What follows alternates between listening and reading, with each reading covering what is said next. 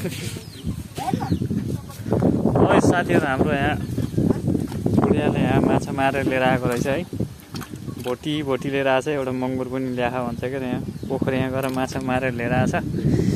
टक्क लाएर माछा हेर्नु त यहाँ ठुल्ठुलै रहेछ यहाँ हैन।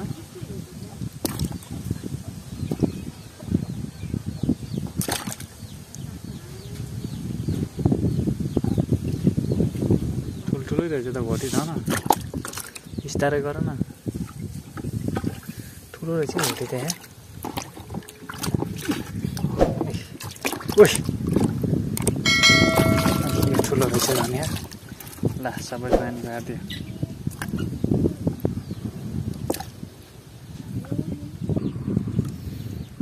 दुईटा तीनटा 4 5 6 7 8 9 10 वटा मङ्गुर एउटा कत्रो ठुलो छ न मङ्गुर पनि।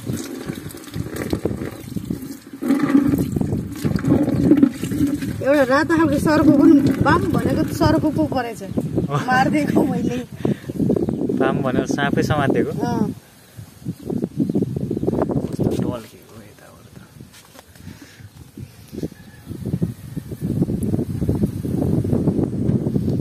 टल्किन्छ कि पाइ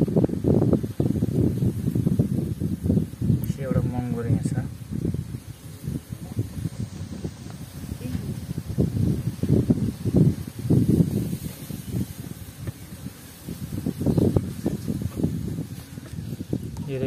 केमा उ गर्यो नि हुन्छ एउटा मङ्गुर एउटा मङ्गुर रहेछ। समातेर देखाउन सक्छौ?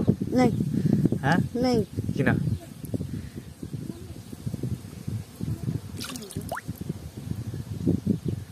यसले हाने भने कस्तो काँडा गर्छु।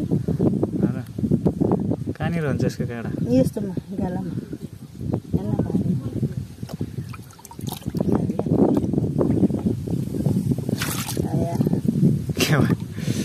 भोच्यो कसरी समात्यो त फेरि?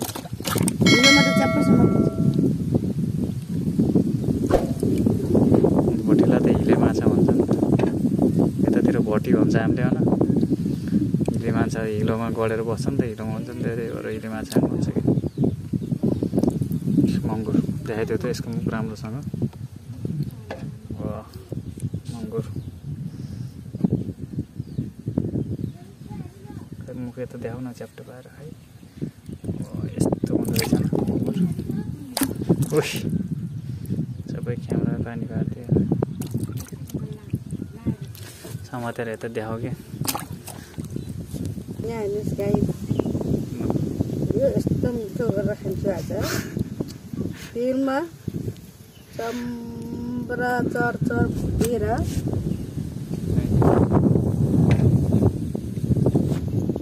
अझै कराउँछ यो क्वाक। यस्तो हुन्छ जुङ्गा चिल्लो न चिल्लो यति राम्रो छ। यो हो काँडा। यो काँडाले हातमा हाने नि जोरै निकालिदिन्छ। यो हुन्छ काँडा। ठाडो गरे है मुक्चला मुख दाँत पनि हुन्छ।